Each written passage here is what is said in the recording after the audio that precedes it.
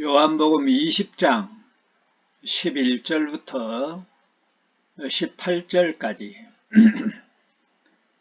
제목을 정하면 막달라 마리아의 영안을 열어주신 그리스도라.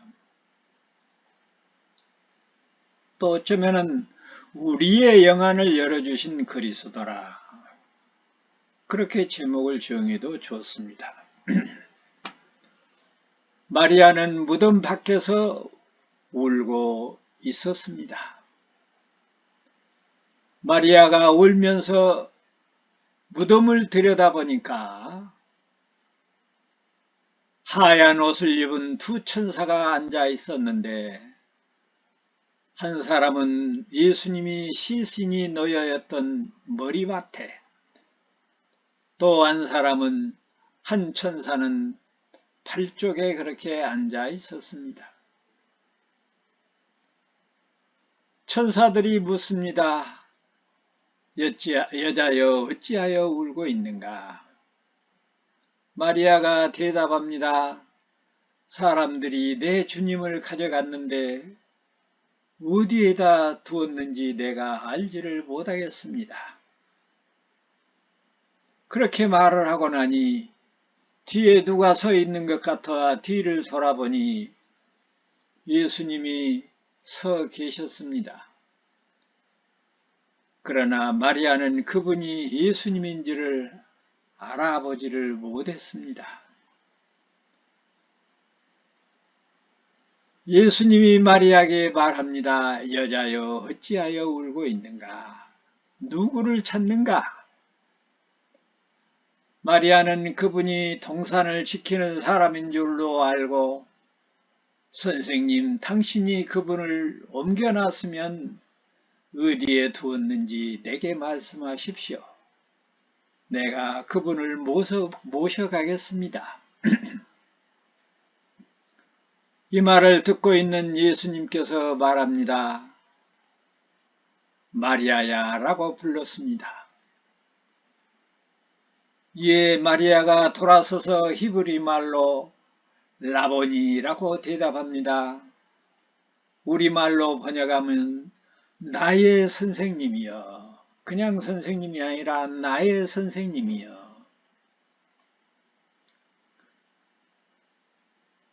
예수님께서 마리아에게 말하고 있습니다. 나를 붙잡지 말라. 내가 아직 아버지께로 올라가지 않았기 때문이다.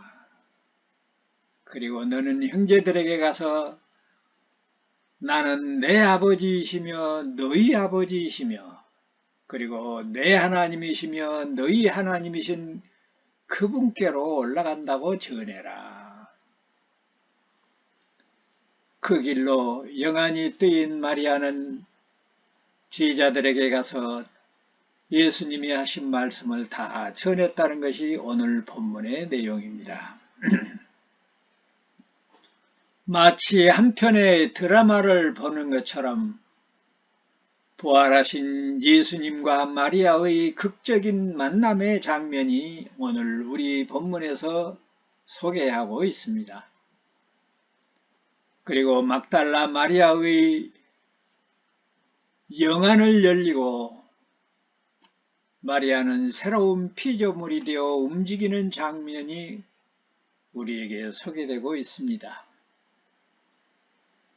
지난 시간에 우리는 베드로와 요한이 무덤의 상황을 보고 예수님의 시신이 여인들의 말처럼 도둑맞은 것이 아니라고 하는 사실을 분명히 알았습니다.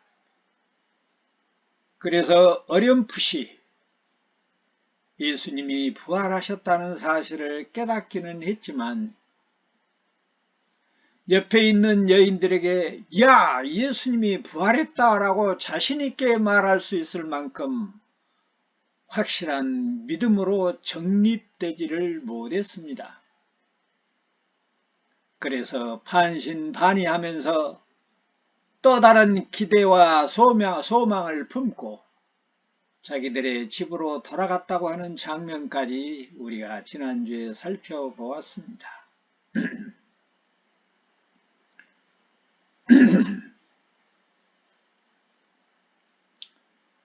그들이 그처럼 확실한 믿음으로 기뻐하고 즐거워하지 못했던 것은 다름이 아니라 예수님께서 죽은 사람들 가운데서 다시 살아나야 한다는 성경 말씀을, 구약의 예언뿐만 아니라 예수님이 하셨던 말씀을 아직도 깨닫지 못하고 있었기 때문이라고 우리는 요한복음 20장 9절의 말씀을 해석하면서 살펴보았습니다.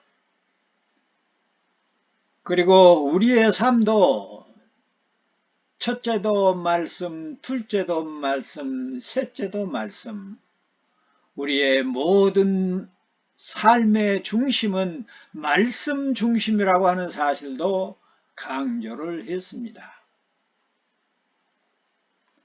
어떻든 무덤을 살핀 제자들은 자기 집으로 그렇게 돌아갔습니다.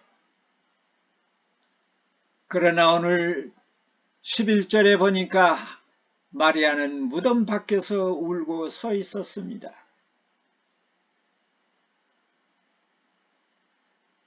마리아가 울면서 몸을 굽혀 무덤 속을 들여다보았어요. 들여다보니 하얀 옷을 입은 두 천사가 앉아 있었는데, 한 사람은 예수님의 시신이 놓여있던 자리에 머리맡에 있고, 다른 한 사람은 발 쪽에 앉아 있었습니다.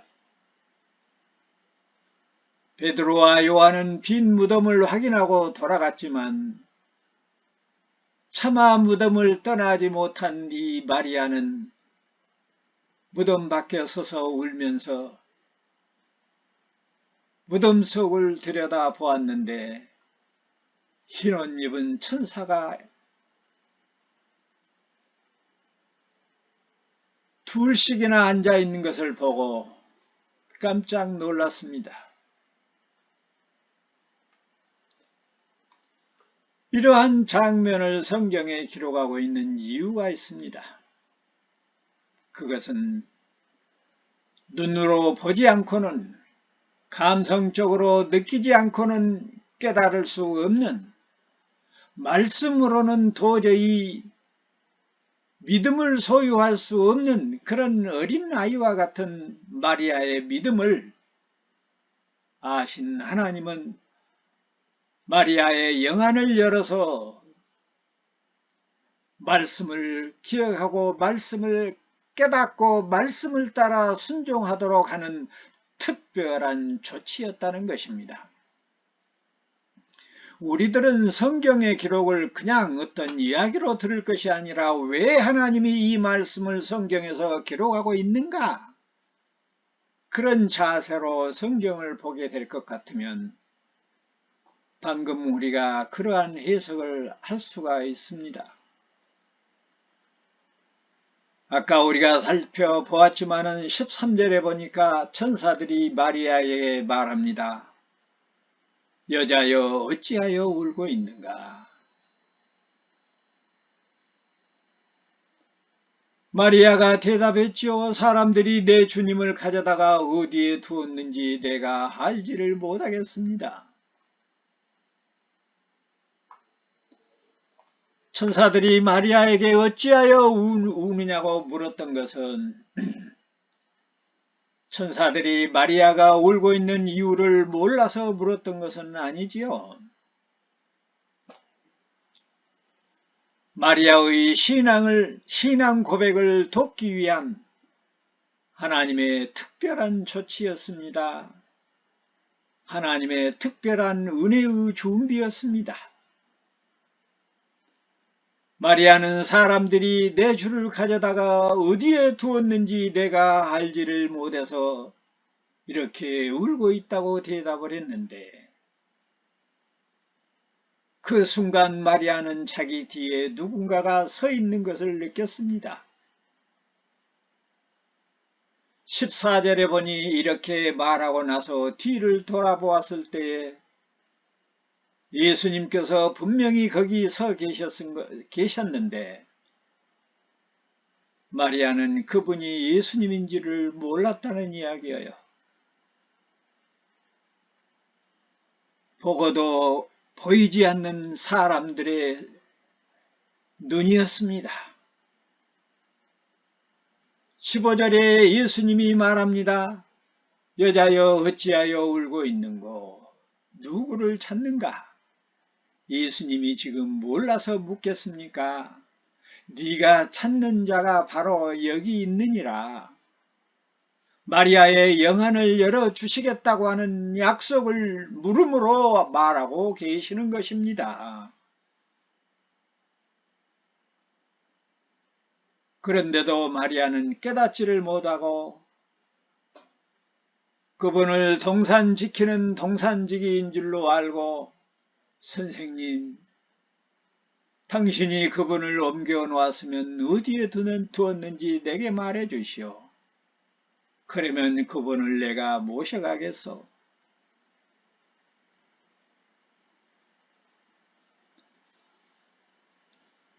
그 사람은 바로 부활하신 예수 그리스도였습니다. 예수 그리스도께서는 분명히 다시 살아나셨습니다. 그분의 사랑도 여전히 변함이 없었습니다. 그분의 사랑은 어떤 이해타산이 들어있지 않는 그런 사랑이었습니다. 우리 죄를 대속하신 거룩한 사랑이었습니다. 다 타버린 잿더미 같은 자기 백성들의 심령 안에 작은 불씨로 살아 움직이는 사랑이었습니다. 그래서 마리아의 마음 속에 주님을 그리워하는 사랑의 불씨를 심어 놓았으며 그 불씨로 말미암아 무덤으로 끌려갈 수 있도록 역사하시는 그런 사랑이었습니다. 그토록 전지전능하신 예수 그리스도의 사랑이 이제는 마리아를 직접 찾아오신 것이었습니다. 그러나 마리아는 주님을 알아보지 못했습니다. 여기서 우리는 마리아처럼 열심히 뛰어다니고 찾아다니면 주님을 찾을 수 있고 주님을 알 수 있고 믿음이 커지고 그런다고 가르치고 그렇게 이해하면 안 됩니다. 인간이 아무리 뛰고 발버둥을 치고 아무리 감성과 지성으로 노력해도 하나님을 보거나 만날 수 있는 일은 없습니다.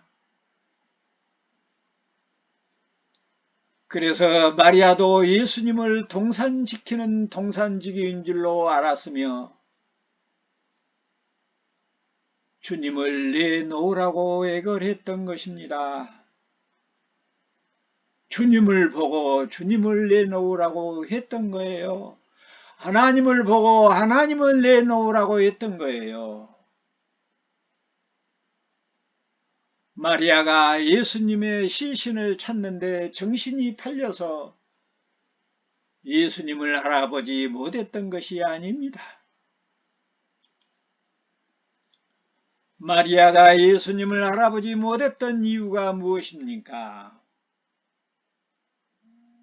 예수님이 사람들이 알아볼 수 없도록 변화되었기 때문이었을까요?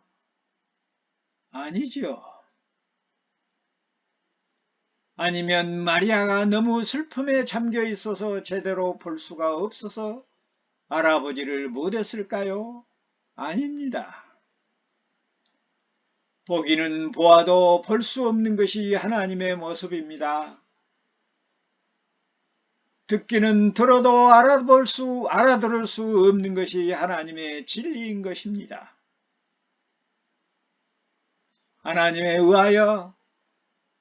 하나님에 의하여 하나님으로 말미암아 영안이 열리지 않고서는 하나님을 보고도 볼 수 없고 만나고도 만날 수 없는 그것이 죄인들입니다.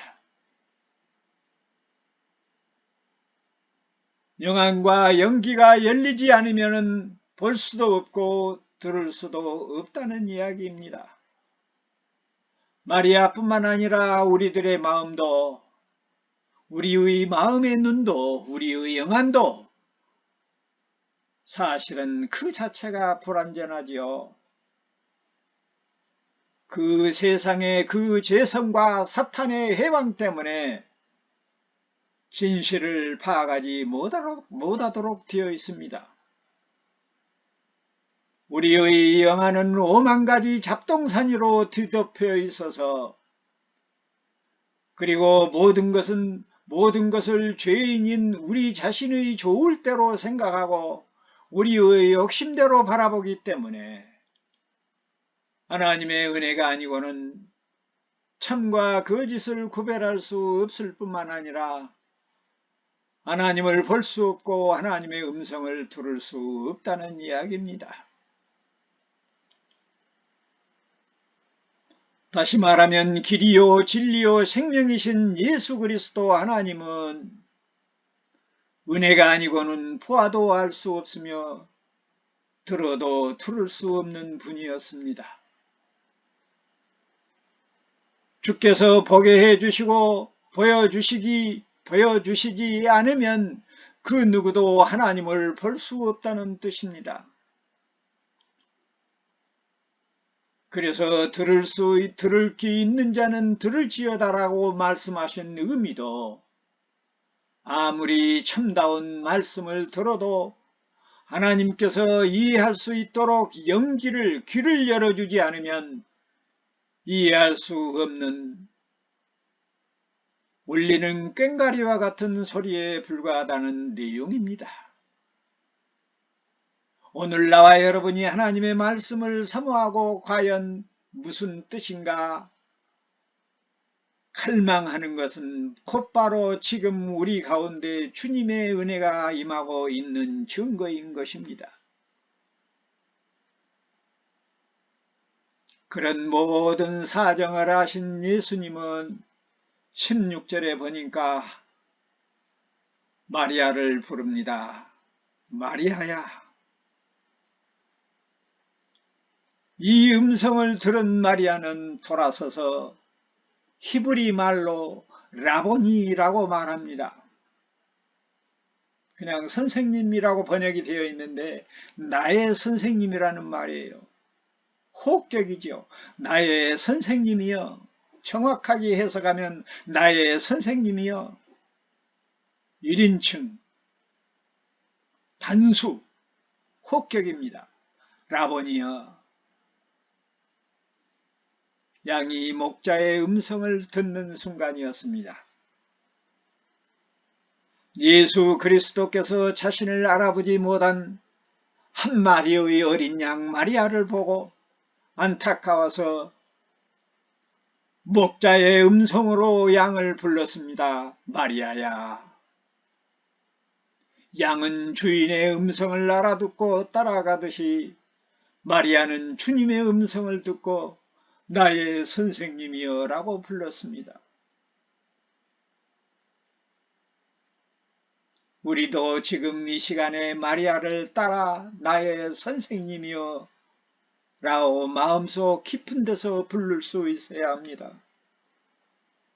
이제 목자가 되신 예수께서 어린 양 마리아를 부르시고 자기 양을 부르는 한마디의 음성은 마리아의 영안을 열어주셨고 들을 수 있는 귀를 열어주셨고 그녀의 잘못된 신앙을 바로잡아 주었습니다.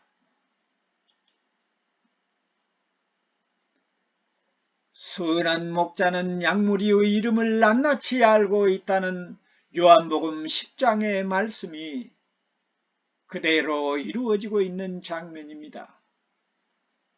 그러므로 이 목자의 음성이 마리아의 마음에 와 닿자 마리아는 영안을 뜨게 되었고 모든 의식을 되찾아 자신을 그리스도에 맡기고 나의 선생님이여, 나의 선생님이여 라고 부르고 있는 것입니다.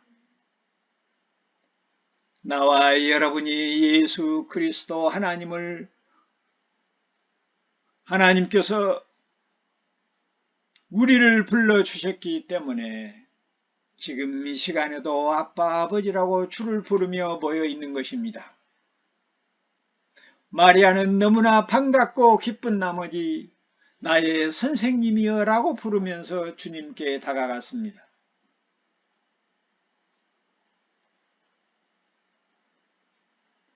이제 주님이 돌아오셨으니 다시는 보내지 않을 요령으로 주님을 붙잡기를 원했습니다. 그녀는 이제 모든 것을 다시 찾았다고 생각했으나 결코 그런 것은 아니었습니다. 이제는 마리아의 눈에 보이는 예수님의 모습이 아니라 예수님의 말씀을 일용할 양식으로 받아들이는 법을 배워야 했습니다. 그 숙제가 마리아에게 남아있는 것이지요. 왜냐하면 예수께서 이제 승천하시게 되면 더 이상 눈에 보이지 않는 하나님으로서가 아니라 눈에 보이지 않는 성령의 간섭을 받게 될 것이기 때문이었습니다. 그래서 예수님은 17절에서 마리아에게 다음과 같이 말합니다. 나를 붙잡지 말라. Don't touch me.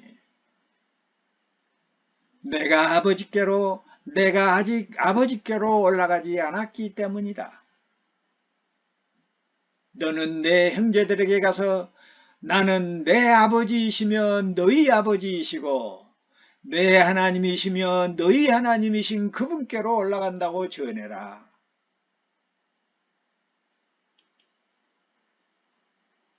도마에게처럼 의심을 제거하기 위한 방법으로는 만지는 것이 허용되었지만은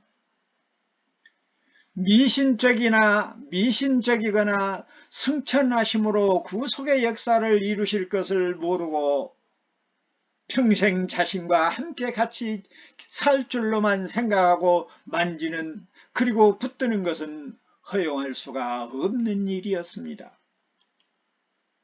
그런 점에서 마리아는 지금까지 주님에 대한 생각이 새롭게 변화되어야 함을 지적받고 있는 것입니다. 사실은 마태복음 28장 9절에 보면 이렇게 되어 있어요. 예수님께서 저희를 만나 가라사대 평안하뇨 하시거늘 여자들이 나아가 그 발을 붙잡고 경배하니라 이렇게 기록되어 있어요. 그런 것으로 보면 오늘 본문의 사도 요한이 기록한 요한복음의 내용과 모순되어 보이기도 합니다. 마태는 여인들이 예수님의 발을 붙들고 경배를 했다고 이야기하고 있는데 사도 요한은 그냥 전혀 만지지 못하게 하고 있는 것으로 말하고 있어요.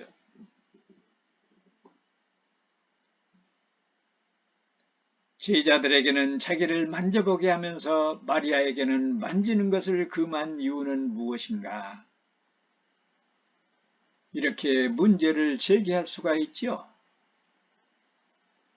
앞에서도 언급을 했지만은 의심을 제거하는 데는 필요한 정도이만큼은 만질 수 있도록 금하지 않고 있지만 오히려 만져서 의심을 풀고 믿으라고 했어요. 의심 많은 도마에게 내 옆구리의 창자국을 만져보라고까지 말했어요. 그러나 그리스도의 육체적인 임재만에 집착해서 육체적 임재만 거기에 집착하여서 영적인 문제를 해결하기 위한 교제의 방법을 놓치고 있는 것은 용납할 수가 없는 일이었습니다. 우리들도 눈에 보이는 예배당을 신성시하면서도 우리의 몸과 우리의 마음이 하나님의 성전인 것을 소홀히 하고 거룩한 심령을 소외시키는 경우가 많습니다. 그러므로 마리아를 향하여 나를 만지지 말라, 그렇게 말씀하신 예수님의 말씀의 의도는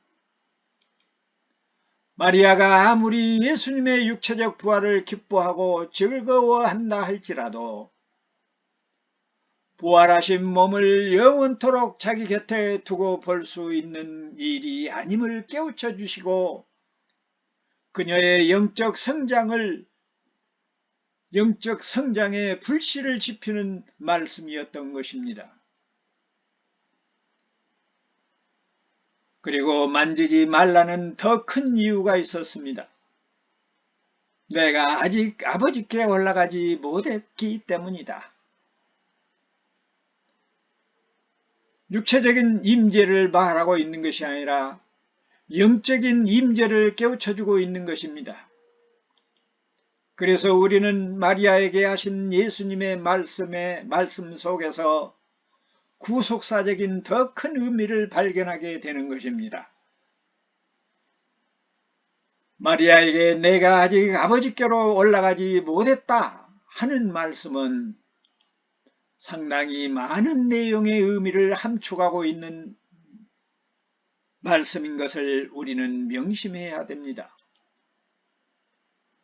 왜냐하면 이 말씀 속에는 이제 구약의 모든 제사가 완성되기 위해서는 승천하셔야 되고 승천하심으로 하나님께 흠양되어야 하며, 그래서 구약의 구속의 제사가 완성이 되고 반면에 하늘 보좌 우편에 앉으셔서 성령을 파송하시고 또 자기 교회를 은혜와 사랑으로 통치하시는 성령의 시대가 시작될 것이라고 하는 사실이 포함되어 있는 것입니다.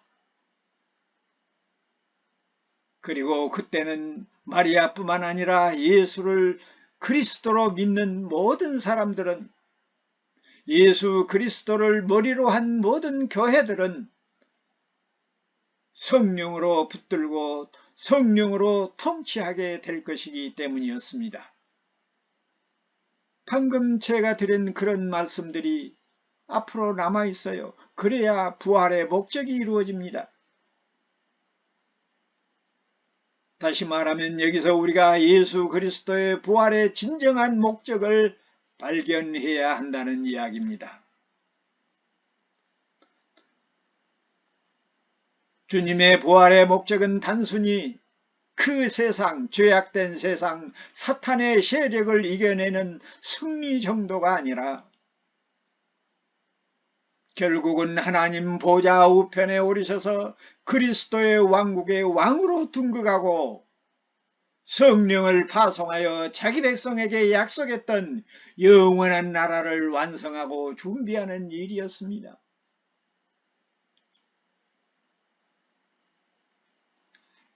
그러므로 아직 부활의 목적이 완성되지 않았는데 여인들이 그리스도의 부활의 반쪽만 붙들고 그리스도의 부활의 반쪽 부분만 가지고 만족해서는 안 된다는 이야기입니다.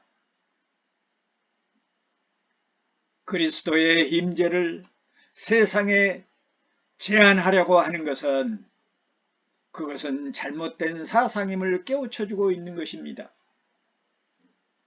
예수님의 부활은 방금도 말씀드렸던 것처럼 죽었다 살아나는 육체적인 부활에 거기에 있는 것이 아니고 더 큰 목적은 하늘 보좌 우편에 오르셔서 자기의 나라의 왕으로 등극하시고 성령을 파송하시고 완전한 신천신지를 준비하고 완성해 나가는 그런 놀라운 일이 남아있는 것입니다. 바로 그런 의미에서 나를 만지지 말라, 내가 아버지께로 올라가야 한다, 네가 만져서 나와 영원히 이별하지 않고 이대로 사는 것이 끝이 아니라는 말씀이었습니다. 우리는 여기서 사도 바울이 골로새 교회에 편지한 내용을 상기할 수가 있습니다. 골로새서 3장 1절부터 6절에 보면 마리아처럼 눈에 보이는 것만 쫓는 성도들에게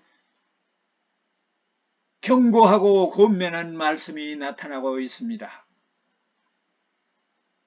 너희가 그리스도와 함께 다시 살리심을 받았으면 위의 것을 찾으라. 저 위의 것을 찾으라. 거기는 그리스도께서 하나님 우편에 앉아 계시느니라. 위의 것을 생각하고 땅의 것은 생각하지 말라. 이는 너희가 죽었고 너희 생명이 그리스도와 함께 하나님 안에 감추었느니라. 우리의 생명이신 예수 그리스도께서 나타나실 때 너희도 그와 함께 영광 중에 나타나시리라. 그러므로 땅에 있는 지체를 죽이라. 곧 음란과 부정과 사욕과 악한 정욕과 탐심이니 탐심은 우상 숭배니라.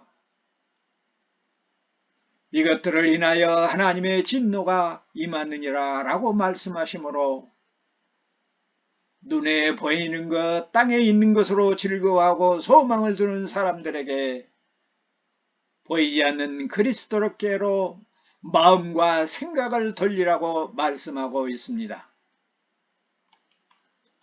사랑하는 광주 요나교회 성도 여러분, 사실 이 땅에 살고 있는 우리의 육체는 죽음과나 다름이 없습니다. 우리의 영원한 생명은 주님과 함께 계십니다. 그래서 주님이 내 안에 있고 내가 너희 안에 있다고 말하고 있습니다. 마리아에게도 제자들에게 전하라고 하면서 나의 하나님 그리고 너의 하나님, 나의 아버지이면서 너의 아버지이신 그분에게로 올라간다고 말하고 있습니다. 그러니 어쩌면 나와 여러분의 진정한 생명은 저 하늘 보좌의 예수님과 함께 있고 우리 안에 계신 주님과 함께 있는 것입니다. 예수 그리스도께서 아버지와 함께 계시게 되면 우리도 하나님과의 교제가 회복되는 일입니다. 그래서 예수님은 부활하자마자 앞으로 있을 성천과 성령으로 자기 백성을 붙들고 자기 백성을 통치할 것을 계시하고 계시는 것입니다.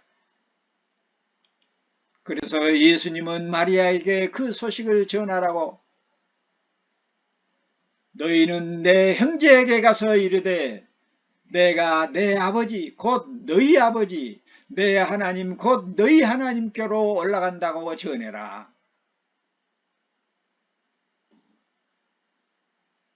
예수님은 여기서 제자들을 형제라고 부르고 있습니다. 왜 그렇습니까? 예수님의 형제는 혈육의 피를 나눈 형제가 아니라 예수를 그리스도로 믿고 예수 그리스도의 핏부림을 입고 하나님의 뜻을 따라 사는 사람들이 예수 그리스도의 형제라고 주님이 십자가상에서 그렇게 말씀을 하셨습니다.